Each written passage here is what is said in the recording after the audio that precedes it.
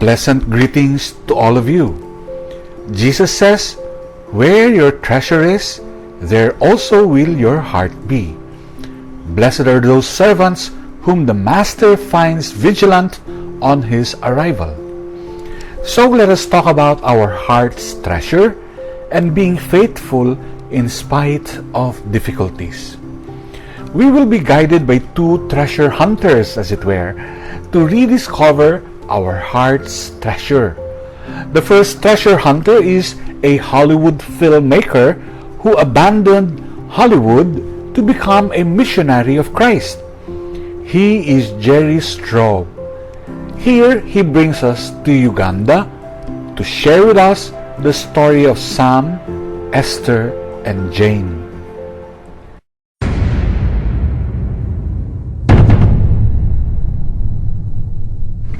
After our visit with the blind man and his mother, we drove to an even more remote cluster of huts located far into the bush. People living in the bush truly live a hidden life. Few people see the pain of their isolation and need. Lori finds these hidden hamlets. We literally made our own road through the bush to get there. And when we got there, we came across a sight which pained us deeply. This is Esther. At first, I thought she was a boy.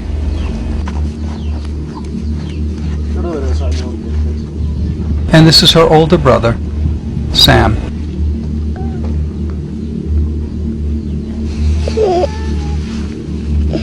Their behinds were shriveled and laced with deep lines left by their shrinking body mass. Their legs were tiny bones, covered in dried-out skin. It was clear to me that starvation had pushed these helpless kids to the verge of death. This little boy is 7 years old. Look at the size. Look at my camera. 7 years old.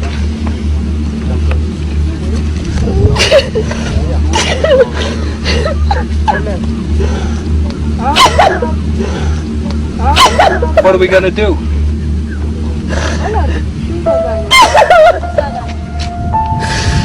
This little girl is the sister of those two little boys, and she was actually cooking for them at one point.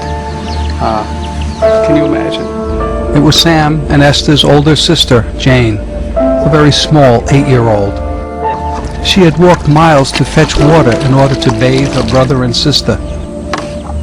We watched in utter fascination as this little determined girl bathed her siblings. While most 8-year-olds are busy playing, Jane faced a life and death situation alone. She could not feed her hungry brother and sister, but she could see how dirty they were, and it was within her power to take a long walk for some water, lug it back, and bathe the kids.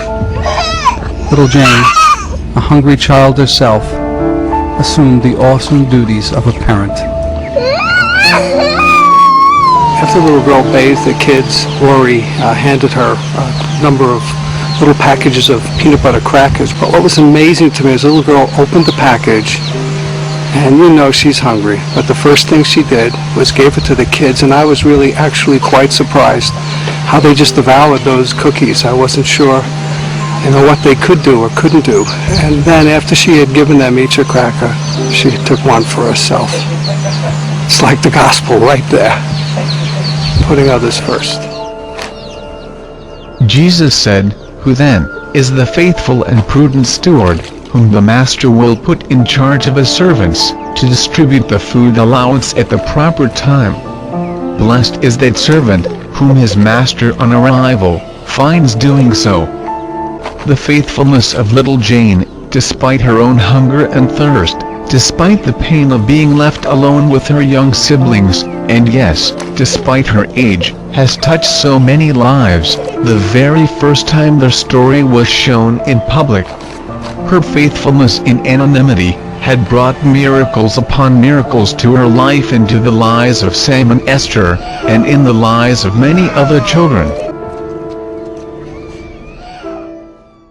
Our next treasure hunting guide was a good friend of mine who passed on to the divine artist, our Lord, in 2010. Sir Joey Velasco painted the famous Hapag ng Pag-asa.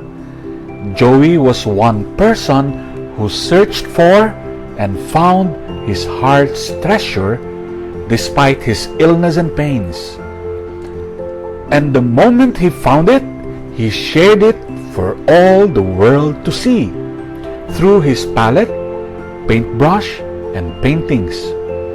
Indeed, our responsorial psalm proclaims, "The eyes of the Lord are upon those who hope for His kindness, to deliver them from death and preserve them in spite of famine." Many miracles of conversions have transpired since Joey Velasco's passing. Joey immortalized this loving grace of God by painting another version of the Last Supper, which he entitled Hapag ng Pag-ibig, Table of Love, that speaks of the final bountiful feast, the reward for never losing hope and faith, in spite of. In one of his blogs, he shares a painter's tip. He says, "I guide myself with questions like, where is the light coming from? Is it a warm light or a cool light?" He says that it is in identifying the light source that the figures are illumined and the artist achieves realism. In the end, he asks us, where is my own light coming from? The faithful and wise steward of the Lord is truly rewarded with the light of Christ. After the incident in the clip we showed you, Sam, Esther, and Jane were given medical and financial attention by Christian stewards. They are now grown up and are active members of the church. Not only were they rewarded with hope, they are now witnesses of God's faith and love to the world. So, what about you? From where does your light come from? Who is your treasure? Have you found Him? Ikaw, saan galing ang liwanag mo? Ano o sino ang yaman mo? Happy treasure hunting! May God bless you.